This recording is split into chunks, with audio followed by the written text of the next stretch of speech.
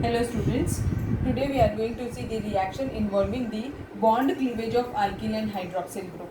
So, in this what we are going to do, example, it is a dehydration reaction. First we will see what is dehydration. D means what?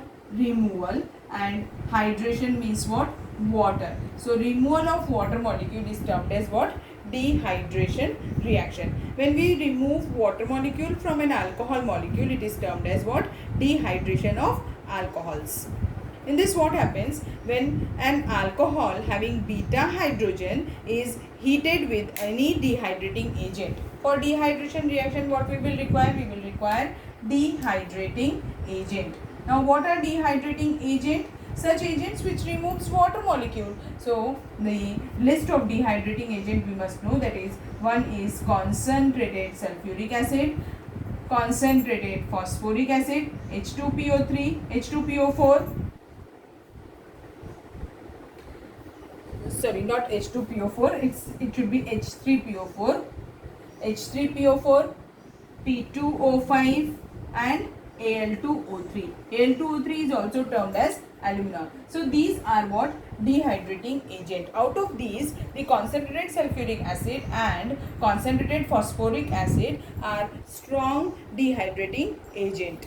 So what happens, let's see. If this is an elimination, this can be termed as what? Elimination reaction, because we are eliminating water molecule from the alcohol molecule. So it is a what type of reaction? It's an elimination reaction. As we have already studied elimination reaction in halogen derivatives chapter.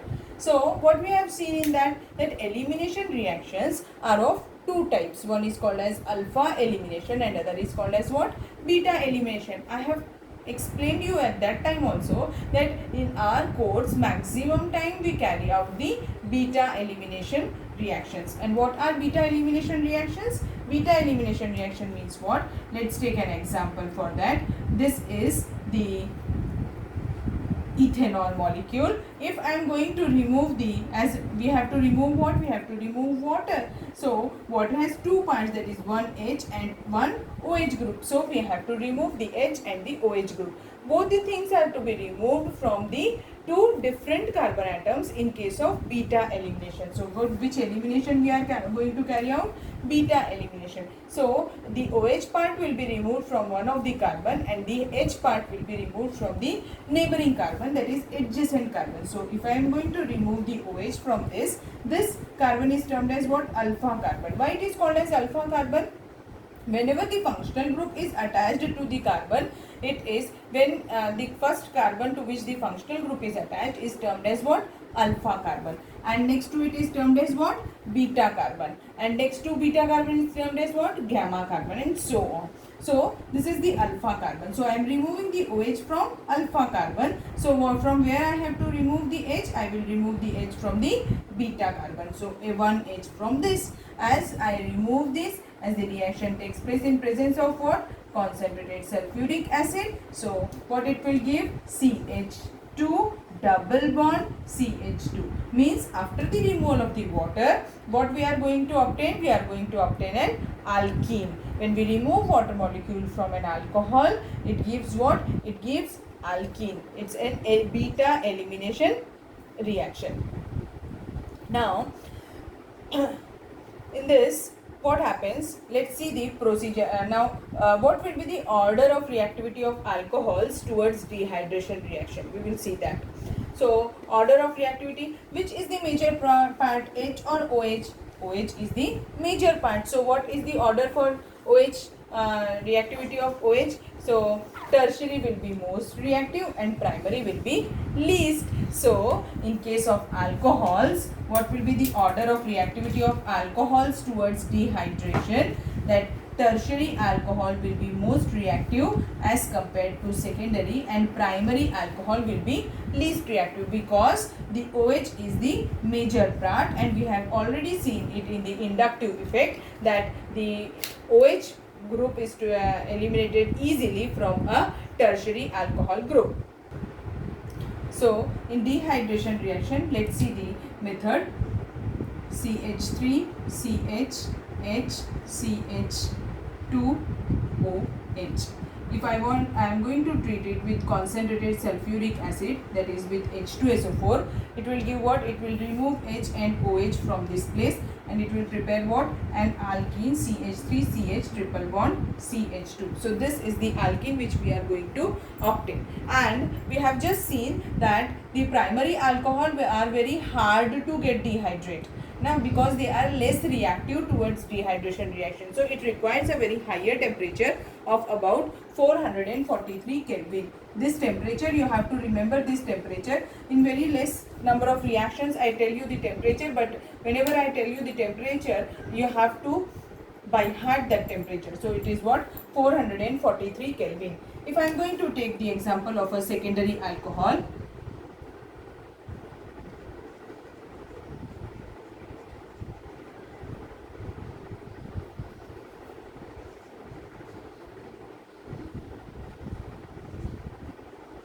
so this on treatment with concentrated sulfuric acid. See, first one was the primary alcohol, and now the second one is what? Secondary alcohol. If I am going to react this compound, what will happen? See, it will remove the water molecule from this place, and what it will form? It will form CH. Okay, this is not primary and secondary, it is tertiary alcohol. We will see the secondary alcohol also. So this type of alkene will be obtained, and whereas in case of secondary alcohol, this was tertiary, secondary alcohol, propan-2-ol,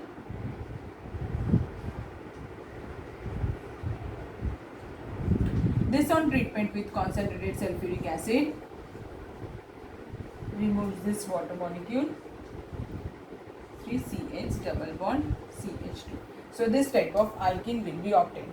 So for primary alcohol, it requires what? 443 Kelvin temperature. For secondary alcohol, it requires 373 Kelvin temperature. And for tertiary alcohol, it requires 363 Kelvin temperature. So you have to remember these temperatures, because this reaction can also be used to distinguish, this reaction can also be carried out using alumina, that is Al2O3. But I have told you earlier that Al2O3 is a mild dehydrating agent as compared to concentrated sulfuric acid. So the temperature will be more, that is higher, as compared to H2SO4. So one thing should be kept in mind, that for alumina we will require higher temperature. So the temperature is what? For 1 degree, if I am going to use Al2O3 as a dehydrating agent, for 1 degree alcohol, 2 degree and 3 degree alcohol. For 1 degree I will require 623 Kelvin temperature. For 2 degree it is 523, and for 3 degree it is 423 Kelvin temperature. So these are the temperatures, otherwise the rest of the reaction will be the same, there will be no change. So after this we will see the mechanism part of dehydration reaction. So now the mechanism of dehydration reaction. In this, what we have to do is see that CH3, H2OH. So first step is what? Is protonation. We have to, that is first step is protonation. So what happens in protonation? We have to attach this H positive species over the lone pair of the, this H positive will be attracted by the lone pair of the oxygen which is present in the alcohol molecule, so that it forms a protonated alcohol, CH3CH2OH. Now this oxygen is having 3 bonds, so it will carry a positive charge. So this type. So this is called as what? Protonated alcohol. So what is our first step? First step is protonation, and what we have obtained here, protonated alcohol. Now next step is we will remove this water molecule from this. As a result of this, it will form what? CH3CH2 positive charge, means it forms a carbocation.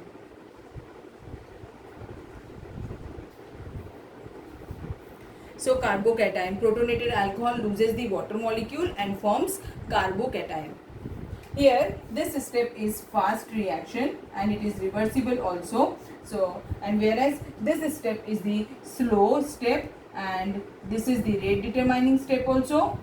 Always the slowest step is the rate determining step. And after that, what happens, as this is carbocation, means this carbon is electron deficient. So what he will do, as now no one is there to give the electron to this, so he will take the electron from his own molecule, that is 2 here and H. So these electrons will be shifted to this place, to this carbon, as when it shifts, this hydrogen will be free to move from this.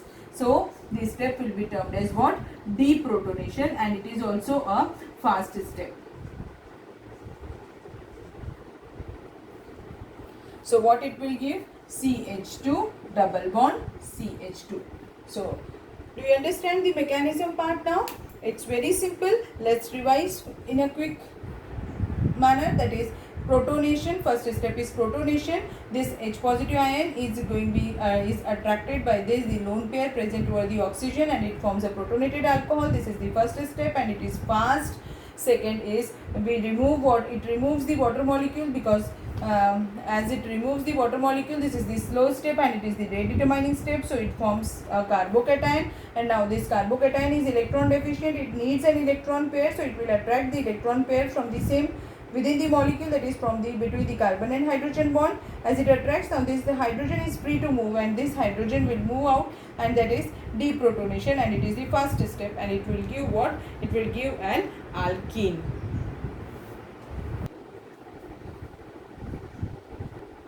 Next reaction is oxidation. Oxidation means what? It can also be termed as dehydrogenation, because in this the removal of hydrogen takes place. Let's see the example. CH3CH2OH. So if I want to carry out the oxidation of this compound, oxidation means it can also be termed as removal of hydrogen. According to old definition, it means removal of hydrogen, or it can also be termed as addition of oxygen. So let's see, if I am going to remove one of the hydrogen from this place and one hydrogen from this place, what is left? It is CH3CHO. So this is the oxidation of primary alcohol. What I had removed? I had removed the hydrogen. So it can also be termed as what? Dehydrogenation reaction. Now this oxidation, whenever the oxidation takes place, during oxidation, one can also observe that there is change in the oxidation number of the oxidized species. So which one is going to oxidize here? This carbon is going to oxidize, so its oxidation number increases, as in this there is its oxidation number is lesser as compared to this one. Oxidation number increases. Now for oxidation we require various types. So there are various types of oxidizing agents. So let's see what are the oxidizing agents. These oxidizing agent decides the what type of product you are going to obtain, and what type of alcohol you are going to oxidize, that also decides the product. So oxidizing agent: concentrated HNO3,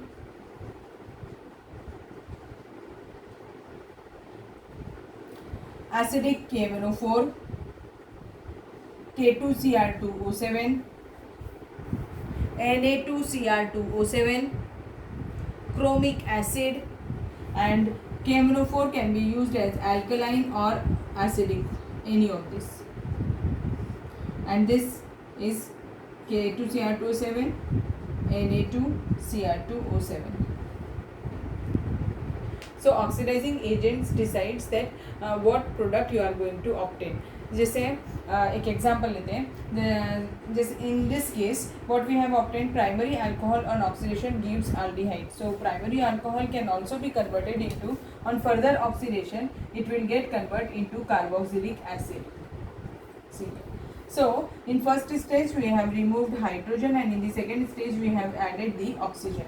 So it oxidizing agent will decide what type of product. If we are using a weak oxidizing agent, we will obtain aldehyde as the major product, and if you are using a strong oxidizing agent, then alcohol will get directly converted into carboxylic acid. So there are certain reagents that which are weak in nature, and they convert alcohols into aldehydes. Example is Collins reagent. Collins reagent is what? Chromium trioxide pyridine complex is termed as Collins reagent. These are weak oxidizing agent. I am telling you the list of weak oxidizing reagent. Collins reagent, it is, write it down, it is chromium trioxide CrO3 and pyridine complex. And one more is this, these all are weak oxidizing agent. One more is there, that is PCC. PCC means what? It is pyridinium chlorochromate. And one more is there, that is PDC, pyridinium dichromate. By using these reagents, we will convert primary alcohol into what? Aldehydes. Now let's see how the reaction takes place in case of secondary alcohols. See how I have converted the primary alcohol. Primary alcohol on oxidation gives aldehyde, and on further oxidation it gives carboxylic acid. If you are using a strong oxidizing agent, it will convert it into this compound. If you are using a weak oxidizing agent, it will convert it into aldehyde. Now one thing should be kept in mind, that is in this the number of carbon atoms in the starting reactant, that is in primary alcohol, are 2, and in the final product there are 2, means the number of carbon atoms remains same whenever the primary alcohol are oxidized. Now secondary alcohol. Secondary alcohol on oxidation,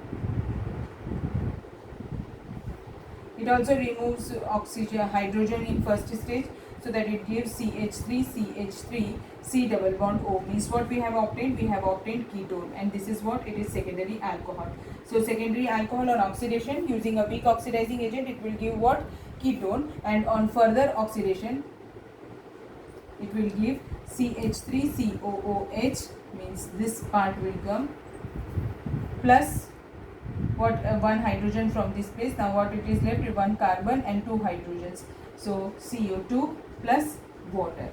So if you are using a weak oxidizing agent, it will give ketone, and if you are using a strong oxidizing agent, it will give carboxylic acid. Now this carboxylic acid, now let's see the change in number of carbon atoms. Here how many carbon atoms are there? 1, 2, 3 carbon atoms.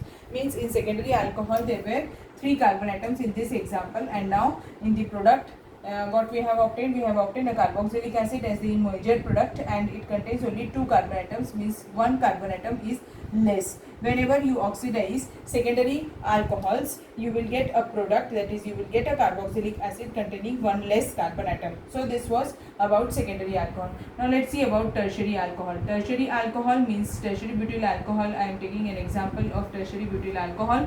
This compound on oxidation, as on oxidation it will give what?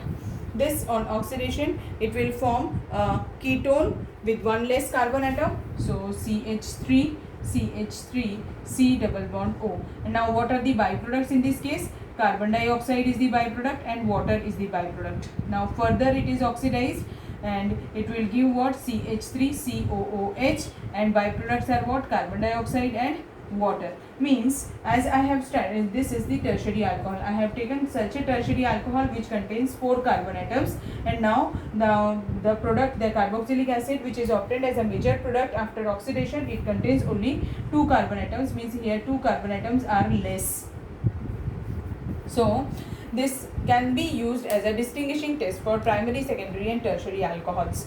Now tertiary alcohols, in the first stage itself, what we have done, we have broken this carbon-carbon bond. Whenever you want to break the carbon-carbon bond, it is not possible to break this bond by using weak oxidizing agent. So whenever there is a carbon-carbon bond cleavage, you have to use strong oxidizing agent. What inference now we can draw from this? That tertiary alcohols can never be oxidized using weak oxidizing agent. They will require always strong oxidizing agent. Now in short, just I will brief these reactions. That is, when primary alcohol is oxidized, it gives the carboxylic acid containing same number of carbon atoms which were present in the primary alcohol, whereas in secondary alcohol it decreases on complete oxidation, it decreases by 1 less carbon atom carboxylic acid is obtained as compared to secondary alcohol. And in case of tertiary alcohol, we get carboxylic acid which contains 2 less carbon atoms than the tertiary alcohol molecule. So this is the oxidation. So here we have what we have done. We have done just it is we have removed hydrogen in the first stage, and in the second stage we have added oxygen. So oxidation can be carried out by 2 ways. That is, first just by removal of hydrogen, and in the second case by addition of oxygen, or in some cases it is it requires carbon-carbon bond cleavage also. Dehydrogenation reaction. Now after oxidation we will see the dehydrogenation reaction. For this we require dehydrogenating agent. There is only one dehydrogenating agent in our course, that is copper at 573 Kelvin. You have to remember this temperature. It's compulsory to write down this temperature, otherwise the dehydrogenation reaction will not take place. Now in this when a primary alcohol, we will see directly the reaction. The primary alcohol on dehydrogenation at copper at 573 Kelvin, what it will do, as the name itself suggests, we are removing what? We are removing hydrogen. So it will give what? CH3 CHO plus H2 gas. Now what you are removing? We are removing hydrogen. So what will be the order of reactivity of alcohols?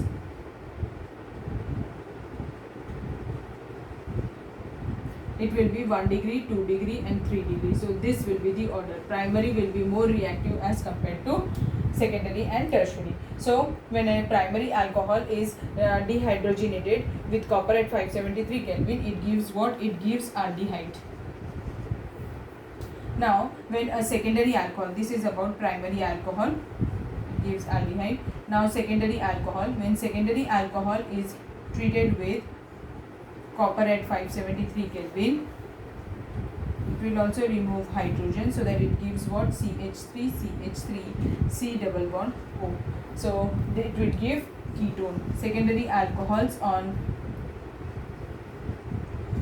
dehydrogenation gives what?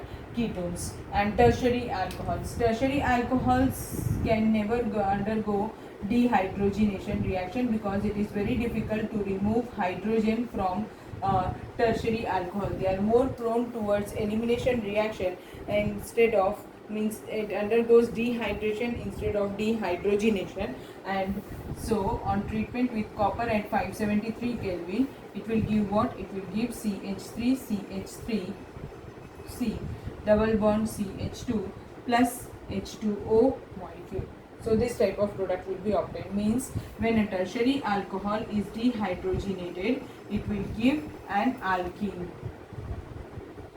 Okay, do you understand now? It's very simple to write down the dehydrogenation reaction, and there is only one reagent, that is copper at 573 Kelvin. Thank you.